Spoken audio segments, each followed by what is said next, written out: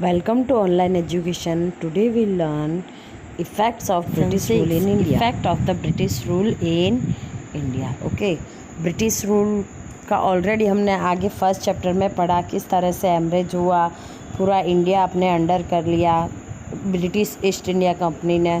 और इसके बाद 1857 के बाद ब्रिटिश क्राउन उसका राजा है। ठीक है, डलहौजी के बारे में जितने भी गवर्नर आए उन सब के बारे में पढ़ा। ये अब इसके इफ़ेक्ट क्या हुए थे इंडिया पर, ब्रिटिश रूल हुआ उसका इफ़ेक्ट क्या क्या हुए वो हम इस चैप्टर में ब्रीफली पढ़ेंगे। ठीक है, उससे पहले एक छोटी सी स्टोरी दी हुई है, उसको पढ़ लेते। Aruna was reading the newspaper in the morning while her daughter Purva was sitting beside her and doing her homework. Okay, Aruna and Purva दो सब्जेक्ट्स दिए गए हैं, दो कैरेक्टर्स दिए गए हैं। ठीक है, कैरेक्टर दिए गए हैं। अरुणा है, पूर्वा उसकी बेटी है अरुणा की, वो होमवर्क कर रही थी और अरुणा है वो न्यूज़पेपर पढ़ रही है। Aruna read loudly revolution in Libya. ठीक है, लीबिया में क्रांति शुरू हुई, रिवॉल्यूशन शुरू हुआ। Hearing this Purva asked. ठीक है, ये सुनने के बाद पूर्वा पूछती है अपनी मदर से, why do the people revolt.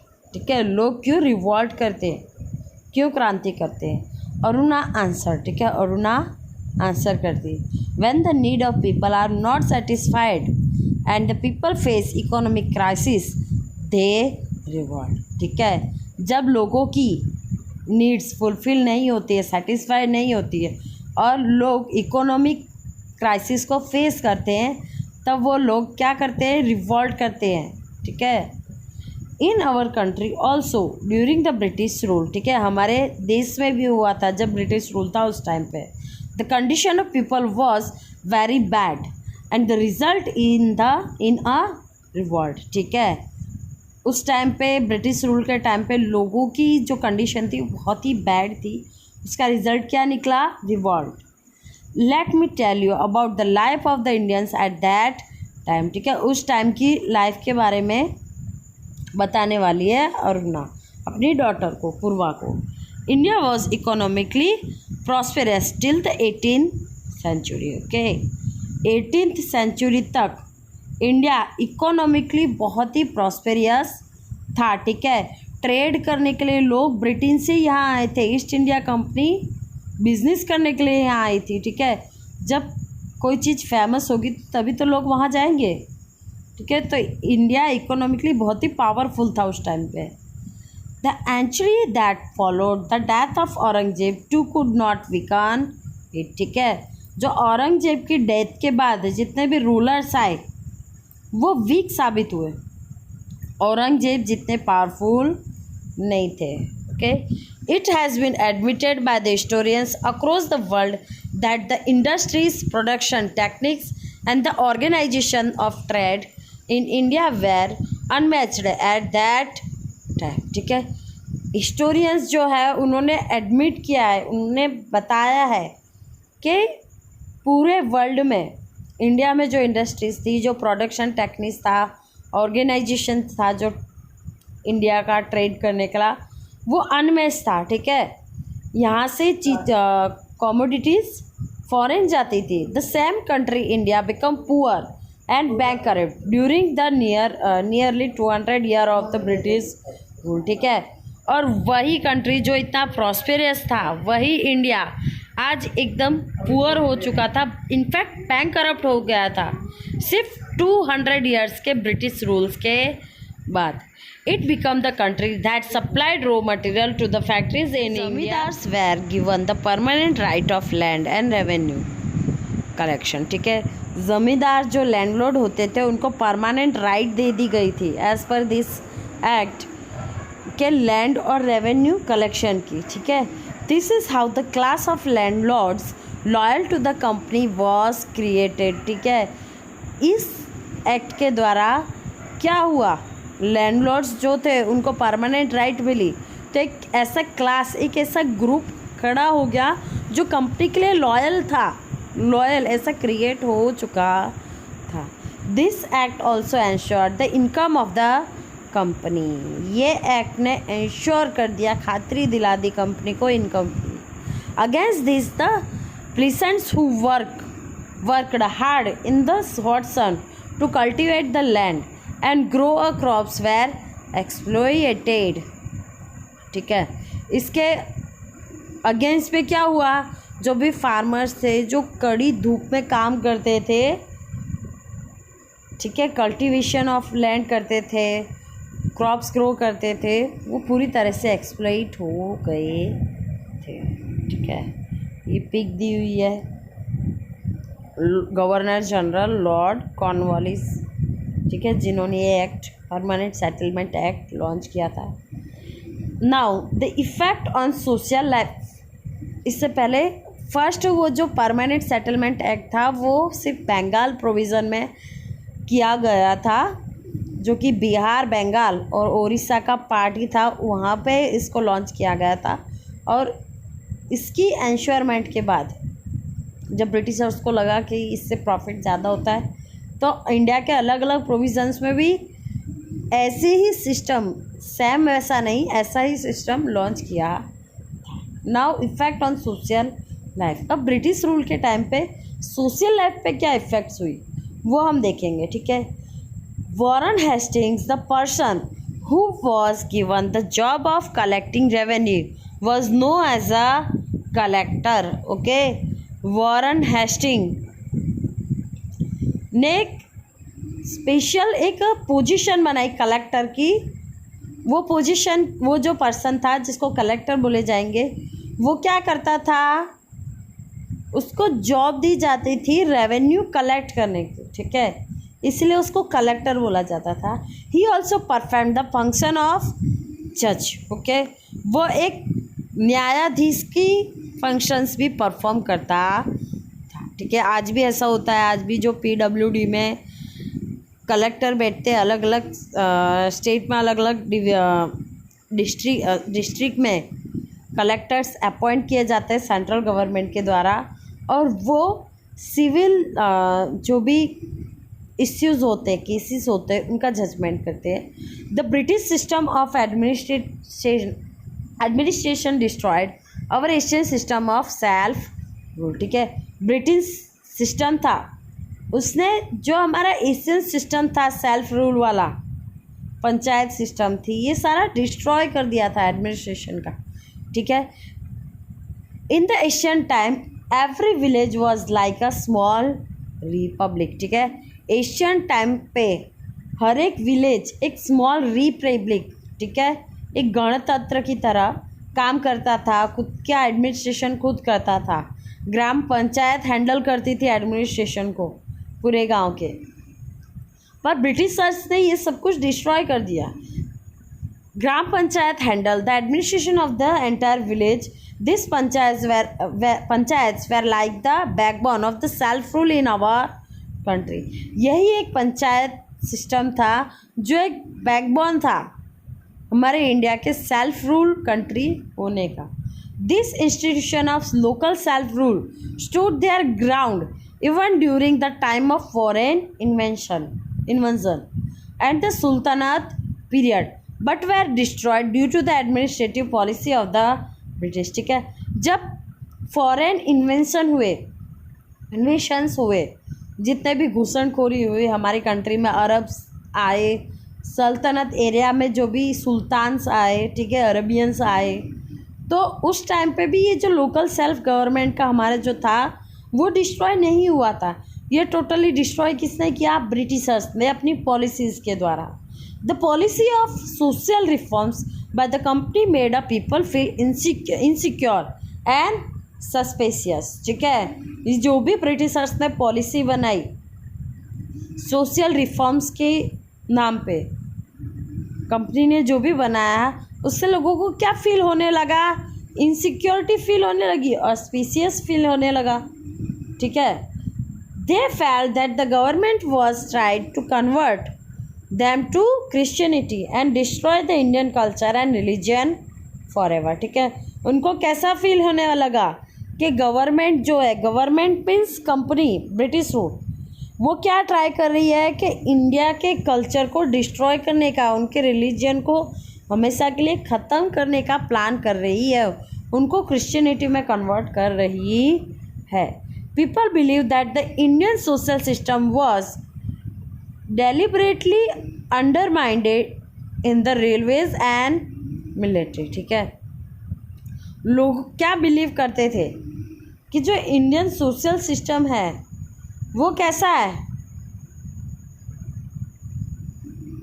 अंडरमाइंडेड है रेलवेज और मिलिट्री के लिए। ठीक है, an order was passed in Agra that every Indian had to salute the British. जब आगरा में एक ऑर्डर पास किया गया कि जितने भी ब्रिटिशर्स हो सबको सल्यूट करना है इंडियंस को। If it is not done, अगर ये नहीं होता है, it was considered a crime, वो एक क्राइम कंसाइडर किया जाएगा, and was a liable for punishment, उनको पनिशमेंट के अधिकारी होंगे। As a result there was a wide spread sentiment of anger and hatred for the British among the Indians. इसका result क्या हुआ, ऐसी पॉलिसीज़ की वजह से इंडियंस थे उनके माइंड में क्या हो गया, ब्रिटिशर्स के लिए एंगर और हैट्रेड की जो फीलिंग है, जो इमोशंस है वो होने लगे।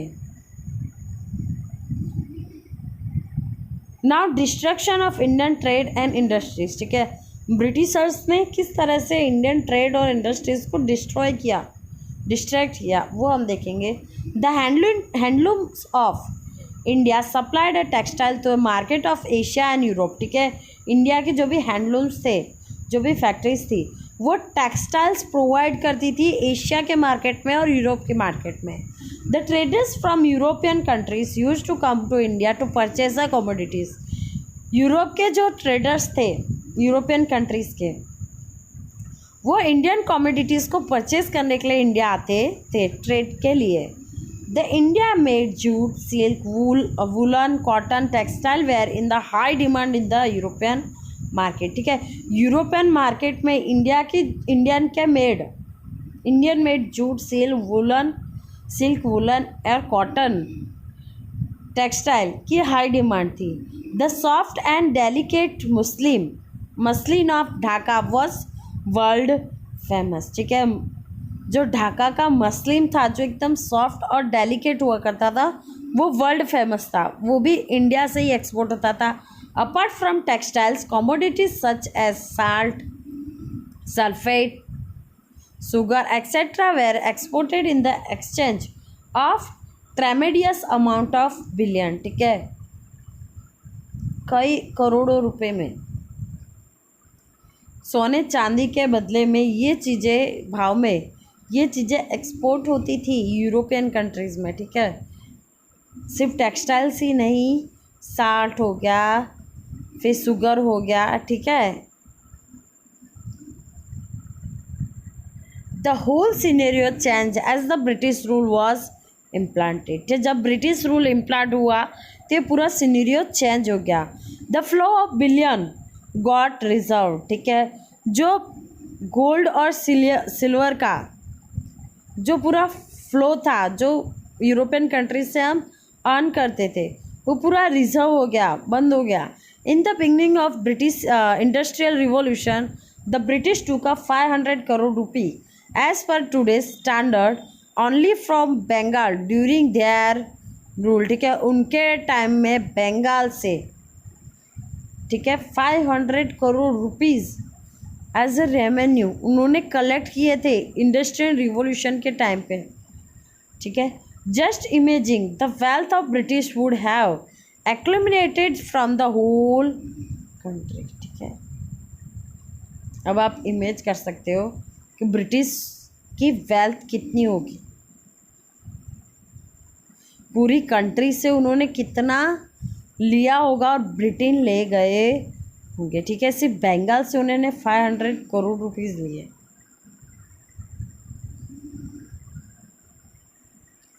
With the help of the raw material products produced in India and the money collected from India, the business and industries in England prospered।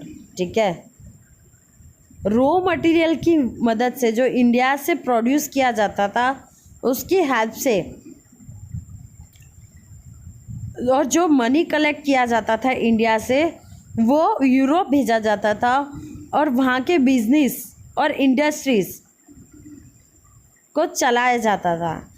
There mills started progressing, ठीक है, उनकी मिल्स प्रोग्रेस करना start हो गए। The cloth manufactured in England was imported in India without laying any duty on its vats. There were taxes up to 80% on the cloth manufactured in India, ठीक है। England से जो चीज़ें import होती थी इंडिया में उन पे किसी भी तरह का टैक्स किया जाता नहीं था, टैक्स लगाया जाता नहीं था। बट जो भी थिंग्स इंडिया में मैन्युफैक्चरिंग होती थी उन पे 80% टैक्स लगाया जाता था, ठीक है। एज कोई प्रोडक्शन है, नॉर्मल हम एग्जांपल ले ले तो इंग्लैंड में क्लॉथ 10 रुपीज़ में बन रहा है, इंपोर्ट हुआ है इंडिया में, ठीक है। और इंडिया में अगर कोई चीज़ 10 रुपीज़ में बन रही है उस पर 80% तो टैक्स ही लग जाएगा। 8 रुपीज़ तो टैक्स हो गया, तो कितने में पड़ेगी, कॉस्ट कितना पड़ेगा उसका, 18 रुपीज़। तो इंसान कौन सा परचेस करेगा, 10 रुपीज़ वाला कि 18 वाला, ठीक है। इसी तरह से ब्रिटिशर्स के रूल के टाइम पे उनकी ये थिंकिंग की वजह से इंडिया की पूरी इंडस्ट्रीज़ टिक पाई नहीं, और इस तरह से इंग्लैंड तो इनकम कर रहा है पर इंडिया की इंडस्ट्रीज़ को लॉस हो रहा है। As a result textile made in India become a costlier in the Indian market itself, ठीक है। इसका रिजल्ट क्या हुआ, जो भी इंडियन टेक्सटाइल्स थी वो जो भी चीज़ें मेड करती थी, बनाती थी, मार्केट में लाती थी, वो बहुत ही महंगी होती थी। The Indian handicraft and the cottage industry could not withstand, ठीक है। इंडिया की जो हैंडीक्राफ्ट और कॉटेज इंडस्ट्रीज थी वो ज़्यादा दिनों तक टिक पाई ने इस कंपटीशन में, and they could not sustain themselves. Many skill based industry of our country like textile industries, glass, paper, minerals, ship buildings etcetera got ruined due to the policies of the British, ठीक है। British policies की वजह से जो other industries थी वो भी ज़्यादा दिनों तक टिक पाई नहीं, ठीक है। Lack of skilled worker become unemployed, ठीक है। जो भी कारीगर्स थे वो अनएम्प्लॉयड, बेरोजगार बन गई। Gradually the poor worker of rural areas of India become poor, ठीक है। इंडिया के जो ग्रामीण विस्तार के थे, रूरल एरियाज के जो थे लोग, वो बहुत ज़्यादा गरीब हो गए। जो वर्कर्स थे वो बहुत ज़्यादा गरीब हो गए। कब गरीब हो गए, उनके पास काम नहीं होगा तो गरीब ही होंगे ना, ठीक है। तो आज के लेक्चर में हम यहाँ तक रखते हैं, नेक्स्ट लेक्चर में आगे का पढ़ेंगे। Bye, have a nice day.